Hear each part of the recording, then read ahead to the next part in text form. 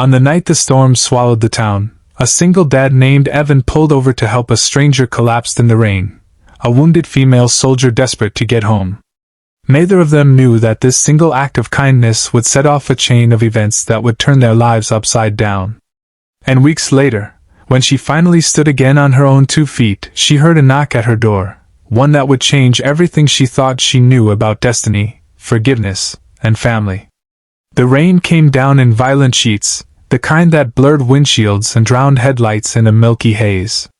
Evan gripped the steering wheel of his old pickup, knuckles white, praying his daughter Lily was warm and sleeping soundly at home. He never drove at night anymore unless he absolutely had to. Work shifts were unpredictable, and being a single father meant balancing exhaustion with responsibility.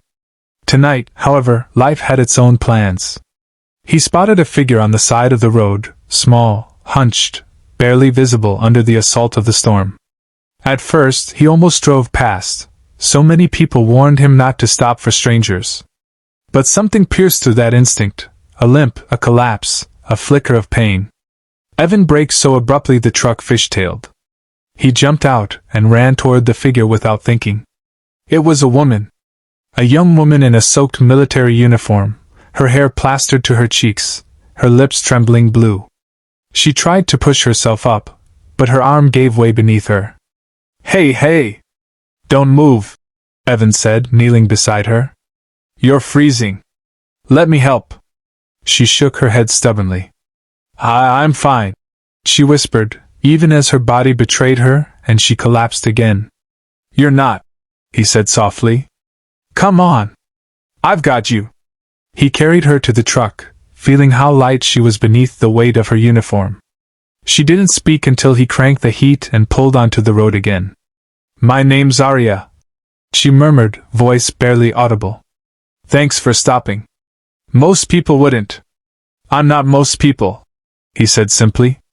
"Where were you headed?" "Home," she whispered, staring out the window at the river of raindrops. "It's been a long deployment." There was something heavier in her voice than fatigue, something like grief. Evan didn't pry. He knew what it was like to carry stories that hurt too much to share with strangers. He brought her home, not to the hospital as she requested, but to his place first. "You need warmth and food before anything," he insisted. She didn't have the strength to argue. Inside, Lily blinked sleepily from the couch when the door swung open.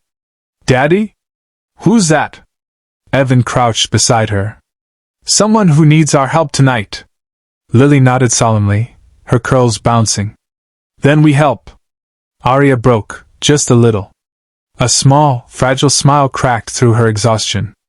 It had been months since anyone looked at her with that kind of simple, honest kindness. Evan gave her warm clothes, set her by the fire, and cooked soup while she watched silently. When she finally spoke, her voice trembled. "I didn't expect to come home to anything good," she said. "My fiancé broke off our engagement while I was deployed. Said he couldn't wait anymore. So I have nowhere to go tonight except an empty apartment."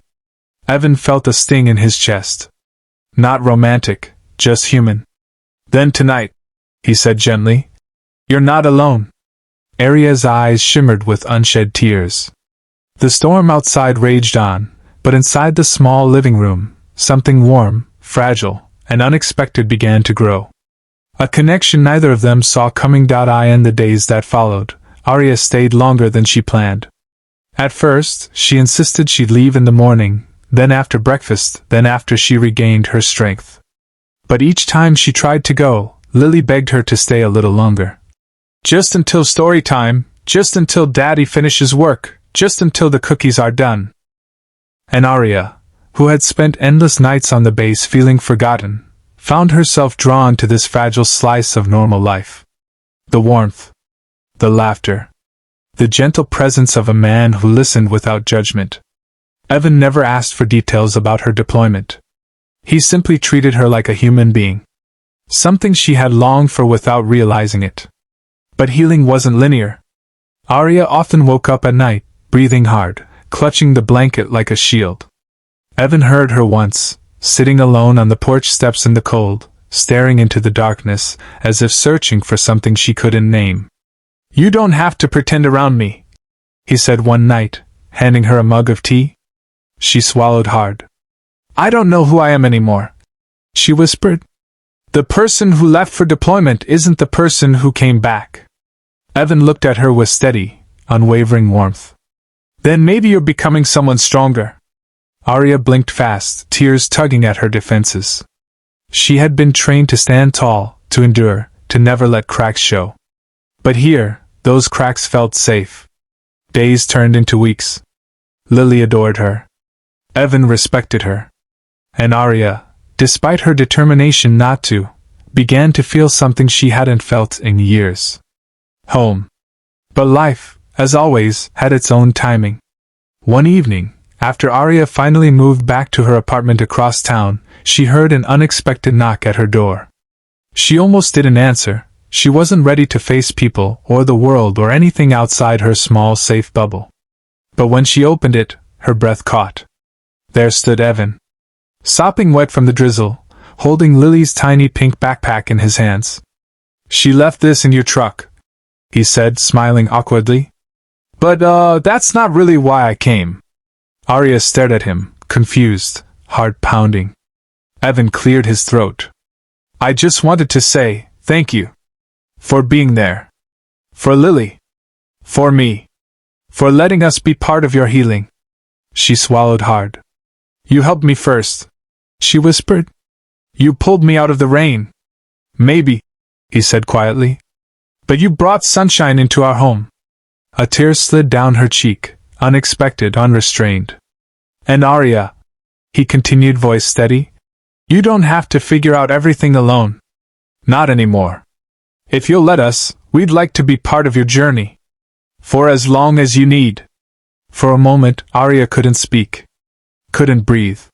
Then she stepped forward, leaning her forehead against his chest, not in weakness, but in surrender. To healing. To hope. To the possibility of something new.